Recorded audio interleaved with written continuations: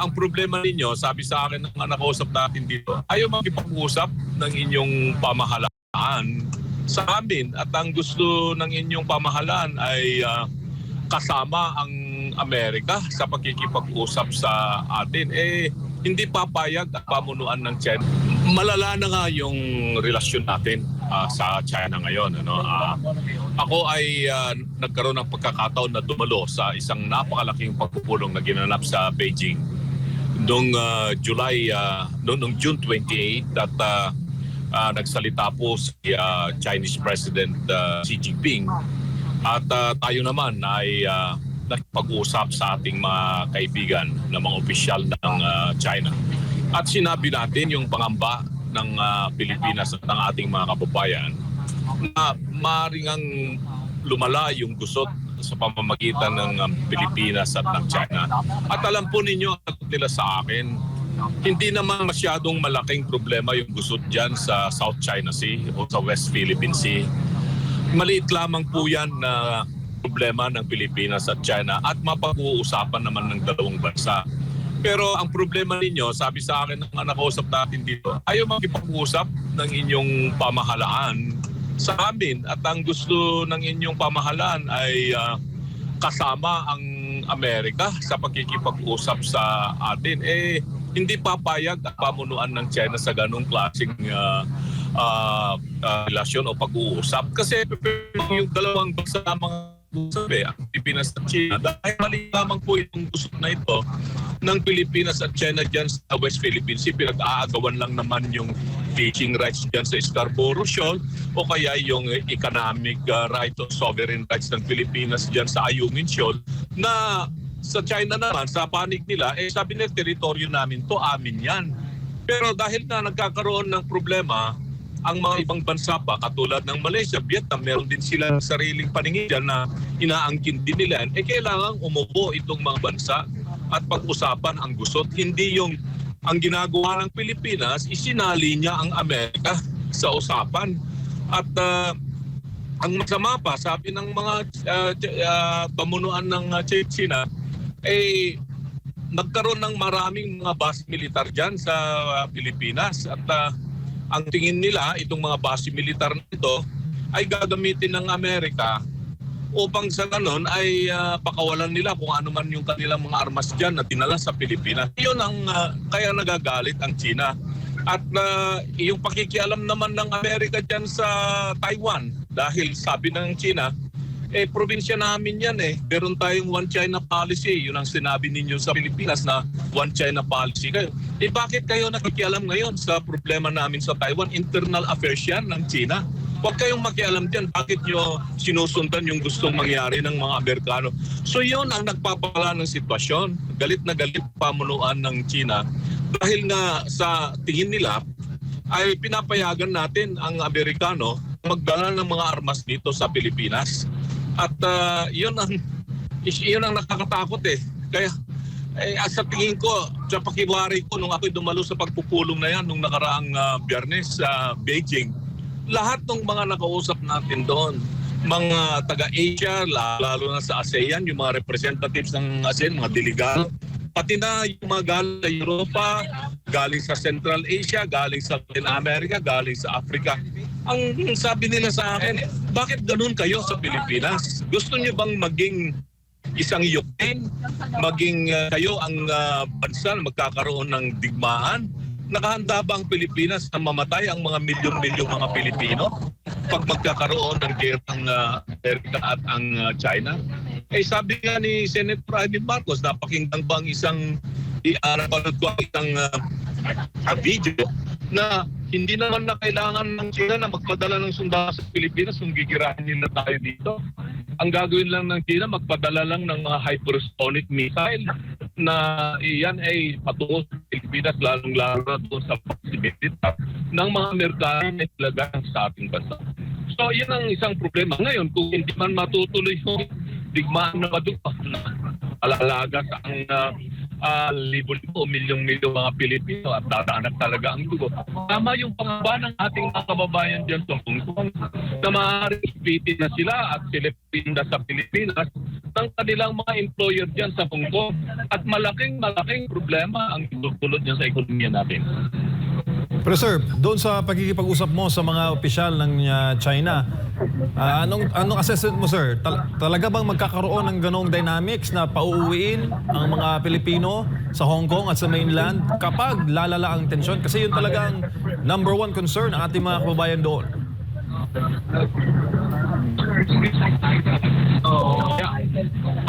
Ayaw natin na mangyari yan sa ngayon.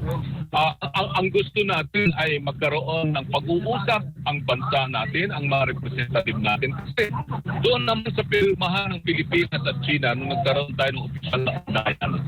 Merong tinatawag doon na bilateral consultative mechanism or bilateral consultation mechanism na kung merong hindi pagkakawaan ang Pilipinas at ang China, mag-usap ang dalawang bansa, mag-usap ang dalawang panig. Ang sinasabi dito ngayon sa China, ayaw daw magpag-usap ang ating mga representative sa Department of Foreign Affairs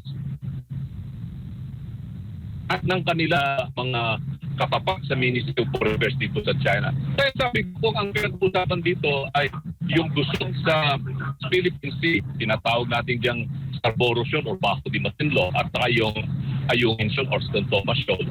Ay unahin muna natin maliit na problema yung Scarborough Shoal. Kasi alam mo yung Scarborough Shoal, traditional fishing grounds yan ng bansang Pilipinas, ng China, ng Vietnam at iba pang mga bansa. At alam po ninyo, yung ating mga mangingisda, mga kababayan po yung mga yan, karamihan sa kanila, mga Ilocano, galing yan sa Ilocos Region, La Union, Pagsan, Zambales, Bataan, pati sa Mindoro. At nung nakaraang buwan, ay nakipag-ugnayan tayo sa ating mga mangingisda sa La Union at sa Pangasinan. Ang sabi nila sa akin, alam po ninyo, attorney, hindi naman po kami nakaranas ng ganitong sitwasyon nung mga nakaraang taon, lalo-lalo na ng administrasyon ng Pangulong Duterte.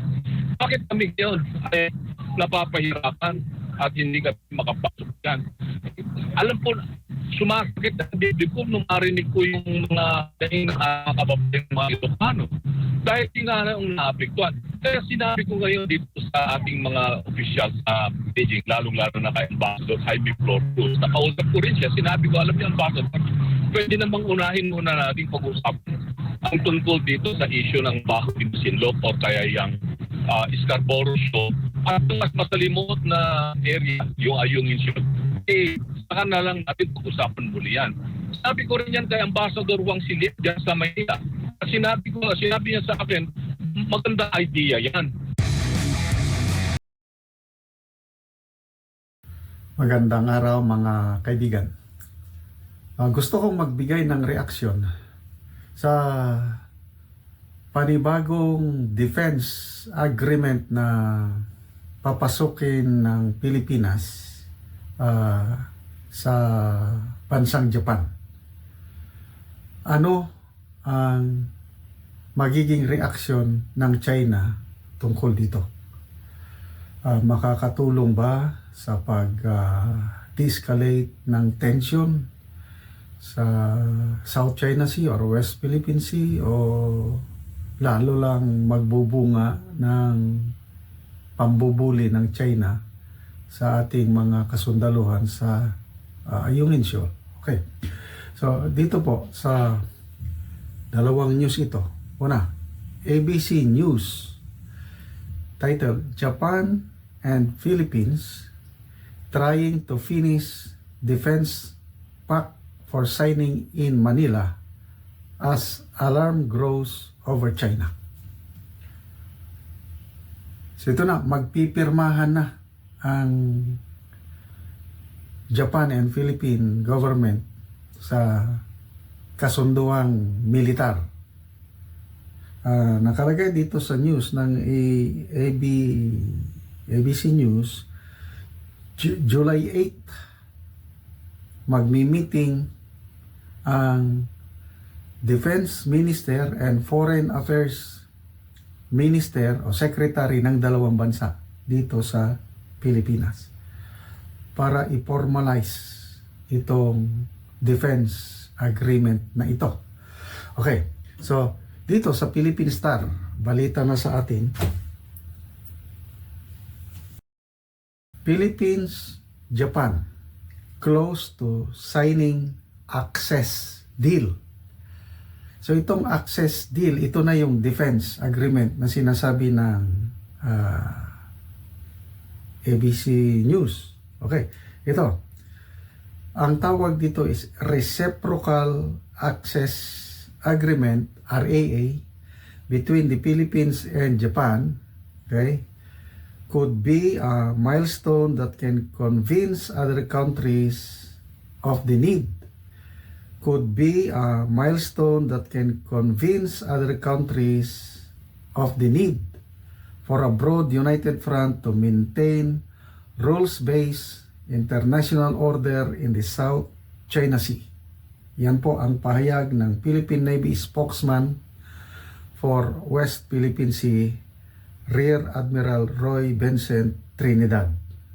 Okay? Pipirmahan na. July 8. Tawag nila yan is 2+2. 2+2 meeting. Ministerial meeting. Okay? Dagdag ng Navy spokesman. This will be a very historic activity considering that the international community now understands a broad united front has to be put in place in order to check any attempts to disrupt the rule-based international order. Okay. This is not just a fight of the Philippines. This is every country's and its international law which should prevail here. So hindi lang daw laban ng Pilipinas ito, laban ng karamihang bansa na ang gusto is rules-based international order. Okay, that's good. Okay. So ano itong Reciprocal Access Agreement? I-compare natin dito sa meron tayong Visiting Forces Agreement with the US. Okay. Nung napaalis na po ang US military bases sa Pilipinas, nung pumutok ang Pinatubo, Clark, Subic, wala na. Wala na, hindi na makapasok ang mga Amerikano dito. Kaya nagkaroon ng Visiting Forces Agreement that will allow American forces, soldiers, sailors, or ano, na magbisita sa Pilipinas. Ganun po yun. Ngayon, bisita lang yung US. Hindi pwedeng magtagal. Hindi pwedeng magtira sa mga kampo. Yung BFA nadagdagan ng EDCA, Enhanced Defense Cooperation Agreement. Ano ibig sabihin nun? Ang mga Amerikanong puwersa makabisita sa Pilipinas, at the same time, pwede silang mag-stay sa mga kampo. AFP camps. So, nadagdagan. So, noong una, 5 lang. Panahon ng Aquino administration. Ngayon, panahon ng Marcos administration, naging 9. Kaya lang, according to Senator Aimee, yung kanyang video na kumakalat, 17 EDCA sites na.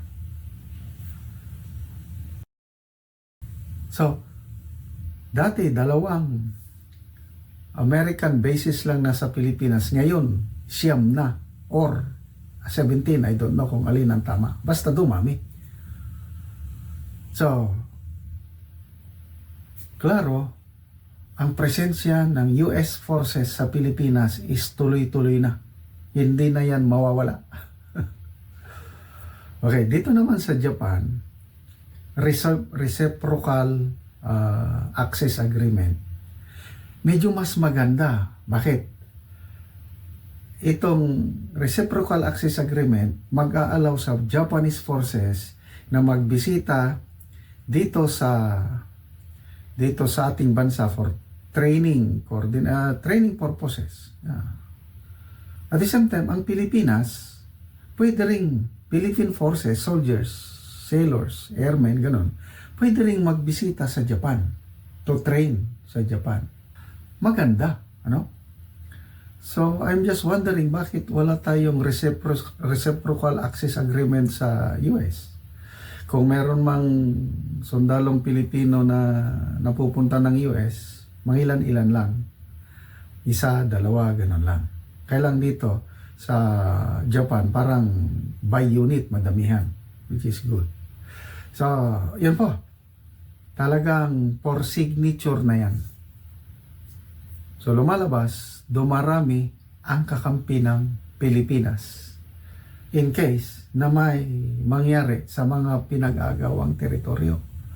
So, ang tanong, ano ang reaksyon ng China dito sa pipirmahan na access agreement with Japan? Wala lang ba? Kibit-balikat lang ba? O medyo lalong magagalit ang China sa atin? Kasi baka ang tingin ng China talagang pinagkakaisahan na ng maraming bansa ang China. I don't know kung ano ang idea ng ating administration, itong kanyang foreign policy na ngayon na alliance building na nga eh. Kabaliktaran sa mga pahayag ng candidate BBM nung kampanyahan pa bago election 2022. Ang sabi niya, rantang-tanda ko pa, sabi niya, wala, hindi pwedeng makialam ang ibang bansa. Ang gusto ko, dialogue lang with China. Ganun ang, malala ko yung interview ni Boy Abunda sa mga candidates. Very clear yung sinasabi ng candidate BBM noon na ayaw niyang makipag-alyansa sa mga foreign navies. Kasi West Philippine Sea. Ayaw niya. Yung ibang kandidato, Lacson, Leni, Isko, Pacquiao, gusto. Yung kandidatong BBM lang ang nagsasabi na hindi pwede. Lalo tayong magugulo pag nandyan ang mga foreign powers, foreign navies. Ngayon, baliktad ang nangyayari. Baliktad. So, alliance building ang ginagawa ng administrasyong ito. So, yun ang tanong.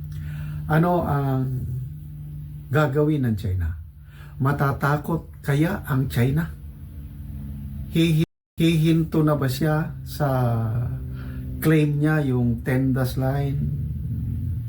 Medyo maglaylo na ba siya dahil ang Pilipinas, kakampi na ang Japan, kakampi ang US, name other countries, Germany, France, kakampi na. Ano sa tingin nyo? Matatakot na ang China? O lalong palaban? Yan ang tanong ngayon. Kung ano ba yung kasabihan natin, ahas ba? O kung makorner mo ng isang ay talagang kakagat na lang dahil lalaban na lang siya. So, let's see what will happen. Nagpapanik ngayon. There is panic sa mamayang Pilipino. Kaya nga, meron ng mensahe in-interview ng media si General Browner. Sabi niya, don't panic, we are in control. Hindi tayo magkakagyera. Ganon ang sinasabi niya. Kasi hindi mo maiwasan yung panic na nalalapit na yung gera. Kasi nandyan na yung presensya ng Amerikano sa Pilipinas. Nandyan na yung mga missiles ng US sa Pilipinas. Nakatutok na sa China. O yung sabi naman ni Senator Amy na may plano daw ang China. May plano daw ang China. Nakatutok na ang hypersonic missiles ng China. Targeting 25 targets sa Pilipinas. So, all these things dumaragdag sa pangamba ng maraming Pilipino na baka magkakagera na tayo. Sana naman hindi. Sana naman tama lahat itong ginagawa ng ating pamahalaan, yung alliance building nila. But then, isa lang ang aking dasal para makaiwas tayo itong mga pangamba. Kailangan natin ng presidente sa US ang foreign policy niya is world peace. Ano yun? Yun po, sino yun? Si ex-president Donald Trump, kakandidatong presidente ulit ngayong November 5 na election, pag nanalo si Donald Trump, I believe, malesen po ang tension sa buong mundo. Dahil ayaw po ni ex-President Donald Trump ng ganyang mga gulo. Ang gusto lang niya is make America great again. Negosyo lang ang kanya. Palakasin ang economy, palakasin ang negosyo ng US para maging malakas.